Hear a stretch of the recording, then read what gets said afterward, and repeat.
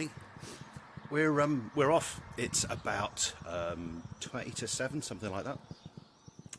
Just need to get my bearings and figure out where I'm going. I don't even know if I'm going to... Where are you? There you are. I don't even know... Oh, crikey, that sun. That's quite impressive.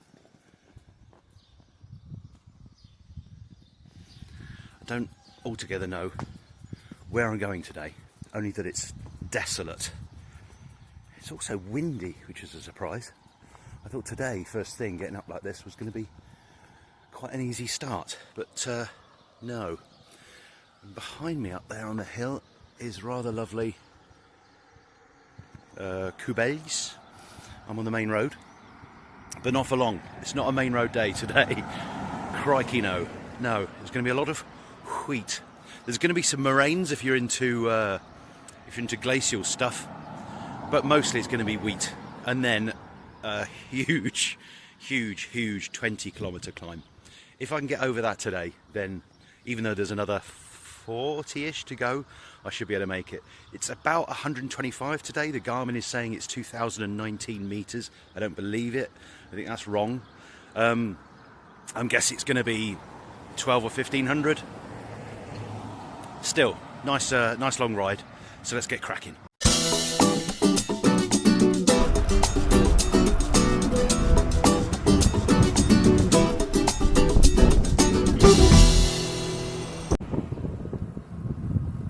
So we've done all of 200 metres, 200 metres, and that's all the main road we're going to do. And like I said, if you're into morraines, that's one. It's quite a short one. This is not the terminal moraine. That's out there somewhere. This is not a bad way to start a day. It's a lovely descent, and we're already in the cornfields. Oh, bad surface. Oh. Lovely swoopy feeling for 7 in the morning. Definitely need to get going this morning though, because it's due to be... oh, hold on, we've got a decision here. Oh, I was liking that road. We've got to turn off, I think. Lots and lots of rabbits here. We need to get going because... So I'm just checking if I'm on the right route. It's quite awkward. Off course. Beautiful road though, look at that. Down through a rabbit warren. For some reason the Garmin is zoomed right out. I don't know if you can zoom in.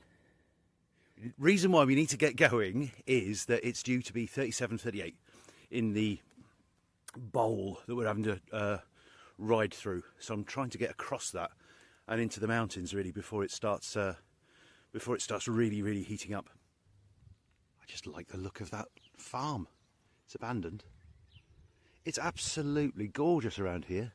It's partly because it's downhill still. Rabbits absolutely everywhere. Really, I can't remember seeing quite so many. But it's a lovely place. I'd imagine it'd be pretty hot later.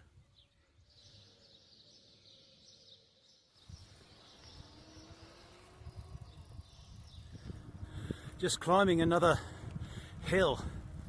It's just going to be a lot of moaning, isn't it? I'm sorry. It's another hill that the Garmin doesn't see. I'm in first. It's definitely a hill. I've no idea what it's called. Find out in a minute.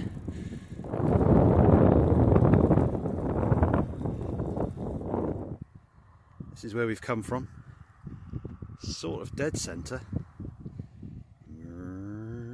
About there, by my finger, is where we've come from. Whatever it was called, Cubes. Not far. I just thought I'd show you it because views back. Well, we're not going to have many of those. No idea what it's called. But I do know there's some Civil War stuff up there.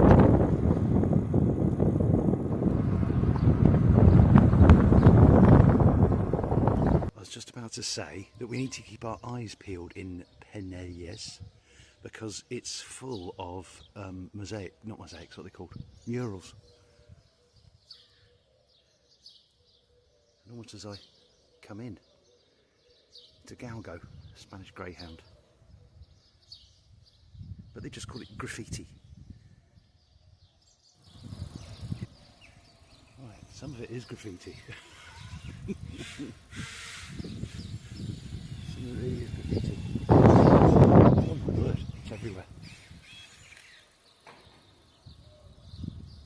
I thought I was going to have to cycle about a bit to find one. It is everywhere. Like that one. It's a chimp putting a face. It says progress in English. In the unlikely event of you coming here, you have to look absolutely everywhere for it, because it is absolutely everywhere.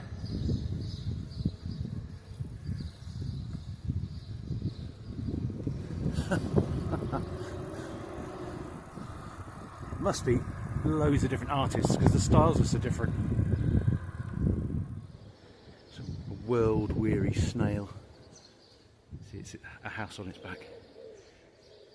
It's a very small town because we're outside of it, or of it already. There's still bits of graffiti on the farm buildings though. That one is stunning. Wow. And that one is a wedding photo. Is it amazing?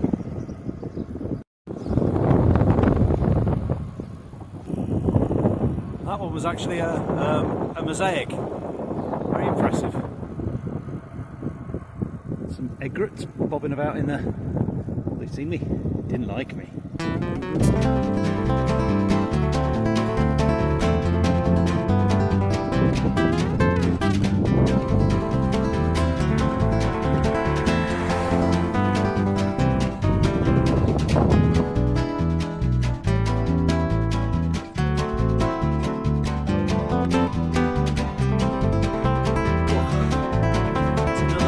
That we're going over.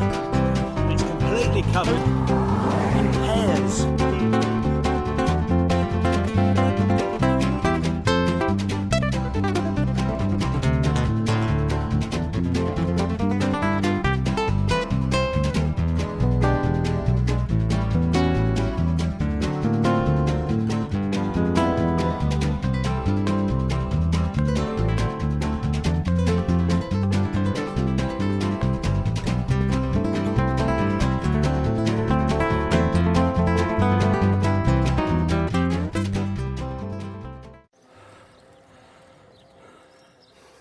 Very hard. This is just climbing up into Castel Dans. So it's basically, well, according to the Garmin, this is hill number 1. I don't know how many. I've done about 400 metres of climbing so far, which isn't much, but this isn't the first hill. It's about the 6th. But I think there's 22 kilometres of climbing now to get right to the top of a beautiful mountain range that overlooks, well, really where I live. It's about 40 kilometres from the top, 45. But if I can get there, I'm home, albeit 40-45 kilometres from home, but it's flat or downhill, just a couple of small climbs. Don't know if I can do it yet. I'm just having a wee break in Castel Dans. I've been here before, I'm sure of it, but I don't know when. I don't know if we've been or whether it's just me. It's quite nice, a little plateau here. I'm just going to stop, take the weight off my feet and off my bum, and have a bit of a drink.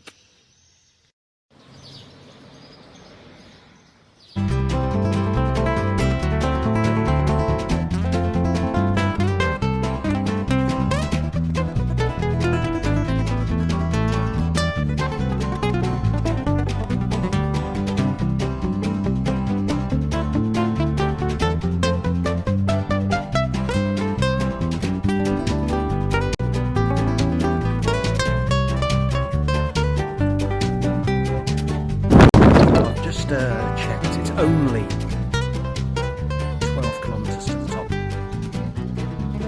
It's hot as well. Mind why I'm doing this? There's a nice chap behind me, don't know if you can see him, hanging around in the road. Hi Viz, he's just told me that this road is completely cut. It's completely cut. He's let me through. I think what he said is that his colleagues will see if they can find a way through as I'm only on a bike.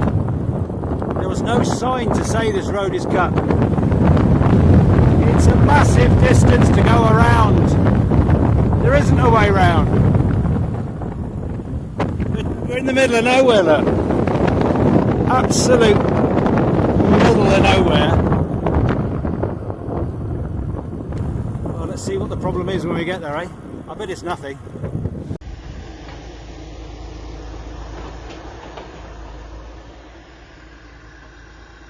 I can safely say that was a cut road. One of the guys there handed me, I got down into the trench, passed me my bike, I popped it back up on the other side and clambered up. It's quite deep, about 3 foot deep I suppose, not easy. All in my cleats. Wow, it really was cut. So much climbing and descending.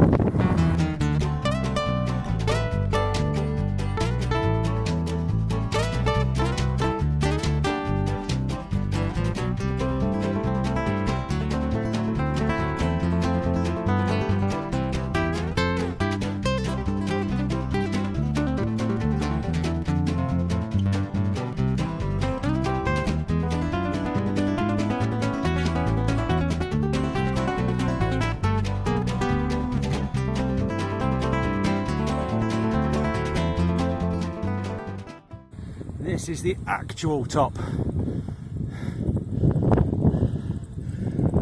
can see why now. I was struggling to climb up it. Anyway, I live out there somewhere. It's downhill for about 20 kilometres now, and I'm really sorry I can't show you. The road's not. It gets a bit flaky in places, so it's not like I could show you really high speed descent.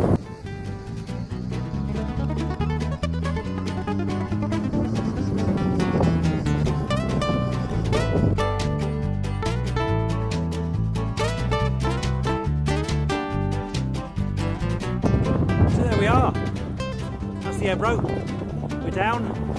Got a little bit of flat to do now. So it's all over, bar the lovely cup of celebratory tea, which is just waiting for me, I hope. So that was a really tough ride, really tough. I can't honestly say I enjoyed the last half because my feet were really hurting. Another one in the bag. So thanks for watching, and I'll see you on the next one.